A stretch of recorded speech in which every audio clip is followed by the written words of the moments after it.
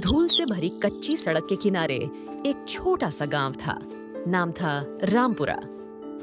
सुबह के 6:30 बजे थे। गांव में सूरज की पहली किरणें झोपड़ियों की छतों पर उतर रही थीं। मुर्गे बांग दे रहे थे और लोग अपने अपने कामों में जुट रहे थे। उसी सड़क के कोने पर एक पुराना लेकिन चमकता हुआ ठेला लगाता था रवि। उसके ठेले पर भाप उड़ाती हुई कड़ाही में उबले अंडे रखे थे। रवि अपनी पुरानी नीली शर्ट की आस्तीन चढ़ाकर काले नमक और मसाले का मिश्रण तैयार कर रहा था। पास से गुजरते मजदूर और किसान अक्सर उसके ठेले पर रुक जाते। एक किसान बोला, अरे रवि, तेरे अंडे तो अब पूरे गांव की जान बन गए हैं। बस भैया, पेट भी भर जाए और स्वाद भी मिले, यही कोशिश है। सब हंसते हुए अंडे खाते और अपने खेतों की ओर निकल जाते। पर रवि के चेहरे की मुस्कान के पीछे एक बेचैनी छिपी थी, क्योंकि रोज की मेहनत के बावजूद जेब में बस कुछ ही रुपए बचते थे। शाम ढल चुकी थी।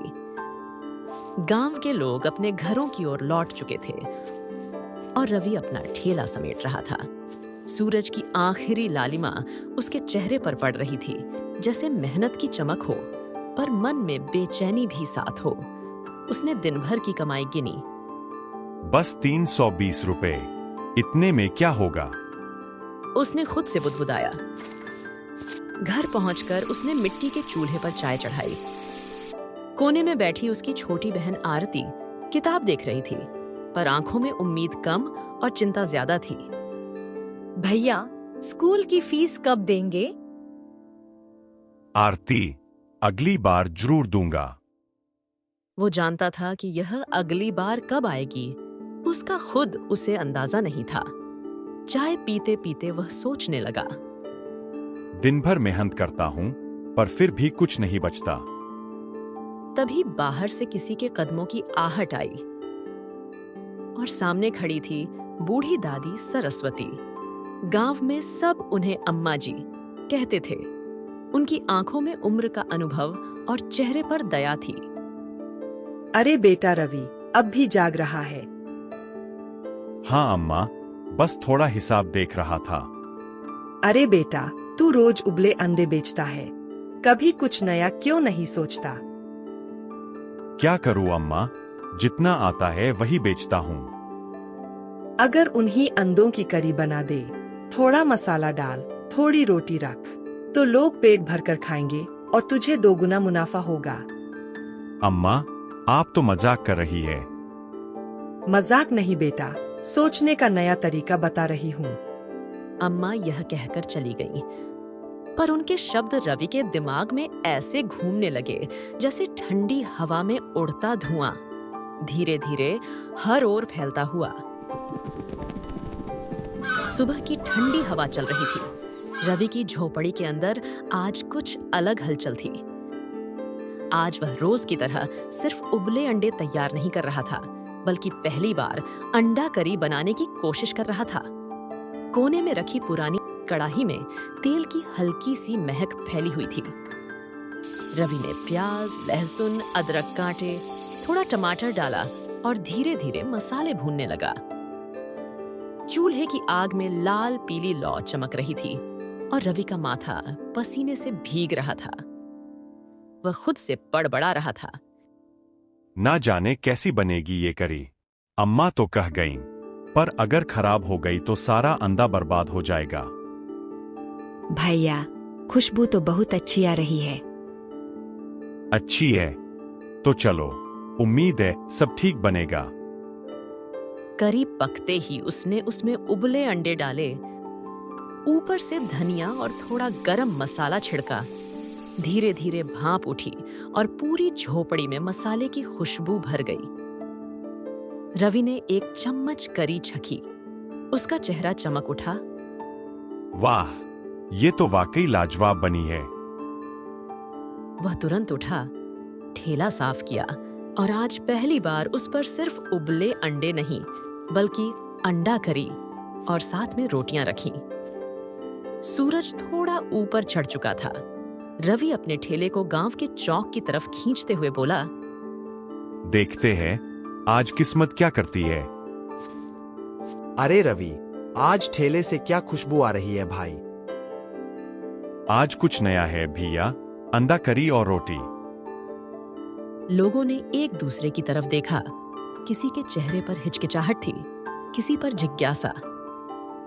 एक ने कहा, चलो एक प्लेट दे तो सही, चखते हैं। रवि ने प्लेट सजाई, करी डाली, अंडा ऊपर सी मसाला और धनिया छिड़का। पहला निवाला लेते ही वो आदमी ठहर गया, फिर बोला, वाह भाई, ये तो कमाल है। रवि के चेहरे पर मुस्कान आई। उसे लगा जैसे उसकी मेहनत की पहली किरण फूट पड़ी हो। गांव के चौक पर रवि का ठेला अब भीड़ से घिरा था। हर तरफ मसाले की खुशबू, गरम रोटियों की भाप और लोगों की बातें गूंज रही थीं। अरे आज तो रवि की करी ने मजा कर दिया। इतनी स्वादिष्ट करी मैंने कहीं नहीं खाई। रवि के चेहरे पर खुशी छलक रही थी। दिन भर में उसका ठेला खाली हो गया। उसने पहली बार इतना पैसा देखा था, पूरा 1000 रुपए। उसकी आंखों में चमक थी। वाह भगवान, पहली बार इतनी कमाई। शाम को वह ठेला समेटकर घर लौटा। आरती ने मुस्कुराकर पूछा, भैया आज तो ठेला जल्दी खाली हो गया। ले, कल स्कूल की फीस भर दे। भैया तुम सबसे अच्छे हो। उसी वक्त दरवाजे पर किसी ने जोर से दस्तक दी। सामने खड़ा था गांव का साहूकार लालचंद। उसकी आंखों में गुस्सा और ललचाहट दोनों थी। ओए रवि, याद है तुझे? ठेला लगाने के लिए जो पैसे दिए थे वो लौटाने का वक्त आ गया है। साहूकार जी, बस 2 दिन का वक्त और दे दीजिए। आज काम चल निकला है, अब सब ठीक हो जाएगा। 2 दिन? तू 2 महीने से यही बोल रहा है। अगर परसों तक पैसे नहीं दिए ना, तो ठेला भी ले जाऊंगा और तू फिर सड़क पर होगा। रात भर रवि को नींद नहीं आई। वो सोचता रहा, अगर ठेला गया तो सब खत्म। लेकिन अगले ही पल उसने खुद से कहा, नहीं, डरने से नहीं, कुछ बड़ा करने से बात बनेगी। उसने ठान लिया। कल से मैं गांव के बाहर मंडी में ठेला लगाऊंगा, जहां किसान, मजदूर और व्यापारी रोज जुटते हैं। वहीं असली कमाई है। सुबह के 5 बजे थे।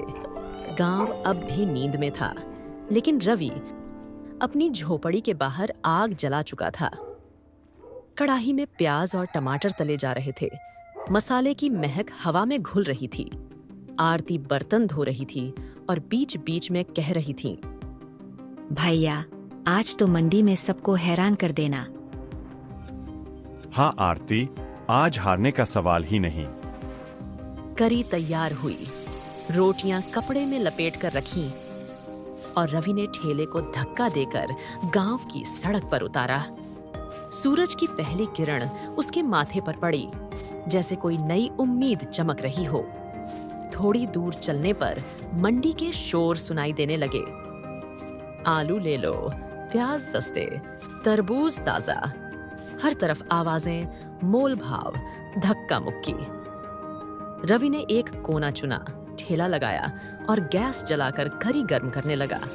धीरे धीरे मसाले की तीखी खुशबू चारों तरफ फैल गई। पास से गुजरते लोगों के कदम खुद ब खुद रुकने लगे।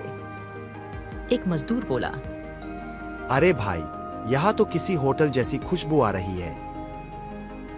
अंडा करी और रोटी है। 2 अंडे 2 रोटी, 60 रुपए प्लेट।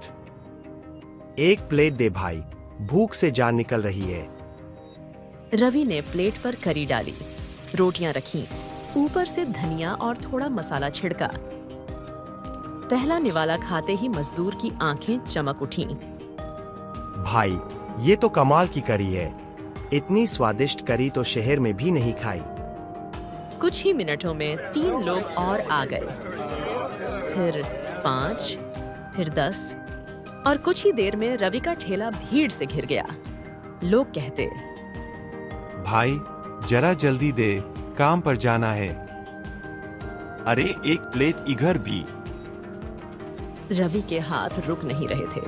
करी की खुशबू पूरे मंडी में छा गई थी। दोपहर तक ठेला खाली हो चुका था। रवि ने पैसे गिने, 1500 रुपए। उसकी आंखें नम हो गईं। अम्मा जी, आपकी बात सही थी। लेकिन तभी भीड़ में से एक आदमी पास आया, चेहरे पर चालाक मुस्कान, हाथ में रजिस्टर। वो बोला, नाम क्या है तेरा? रवि। हाँ, पर आप कौन? मैं मंडी समिति का आदमी हूँ। यहाँ बिना परमिट ठेला लगाना मना है। या तो हफ्ते का किराया दे या ठेला हटाओ। रवि का चेहरा उतर गया। नए मौके के साथ नई मुसीबत आ खड़ी हुई थी। मंडी के शोर के बीच वो आदमी सख्त लहजे में बोला, सुन रवि, यहाँ ठेला लगाने का हफ्ते का किराया 800 रुपये है। बिना परमिट तू बेच नहीं सकता, वरना ठेला जब्त हो जाएगा। रवि के हाथ कांप गए। उसने जेब से पैसे निकाले। बस 1500 रुपये थे। अगर किराया दे दिया तो घर का खर्च और अंडे मसाले का सामान कहां से आएगा? वो विनती करने लगा, भाई अभी तो मैंने नया काम शुरू किया है, थोड़ा वक्त दे दीजिए, अगले हफ्ते पूरा किराया दे दूंगा। यहाँ सब यही बोलते हैं, चल ठेला समेत। रवि की आंखें भर आईं। भीड़ के सामने उसकी मेहनत पर पानी फिरने वाला था। तभी भीड़ में से एक मोटा किसान आगे आया। उसका नाम था हरिराम काका। वो रोज मंडी में सब्जी बेचते थे और रवि की करी के दीवाने बन चुके थे। काका ने गुस्से में उस आदमी से कहा, अरे शर्म नहीं आती?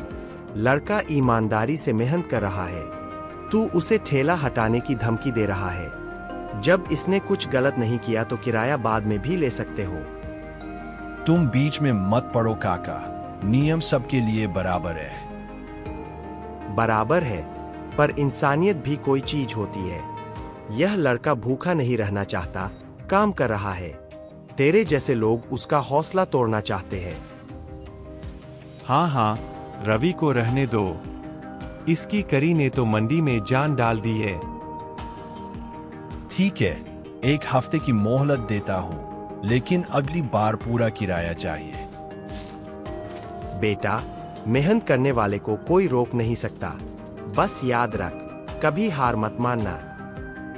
काका, आज अगर आप नहीं होते तो ठेला चला जाता। अब यह ठेला मेरी जान है, इसे मैं किसी कीमत पर नहीं खोऊंगा। वह दिन रवि के लिए सिर्फ कारोबार का नहीं, खुद पर विश्वास करने का दिन था। अब मंडी की सुबह कुछ और ही होती थी। जहां पहले लोग सब्जियों के दाम पूछते थे, अब वहां एक ही आवाज गूंजती थी, अरे भाई, रवि की अंडा करी खा ली क्या? रवि का ठेला अब सिर्फ एक ठेला नहीं, पूरी मंडी की खुशबू का केंद्र बन चुका था। करी की महक इतनी लाजवाब होती कि लोग दूर से ही पहचान लेते। उसके पास अब पैसे थे, नाम था, पर रवि ने कभी घमंड नहीं किया।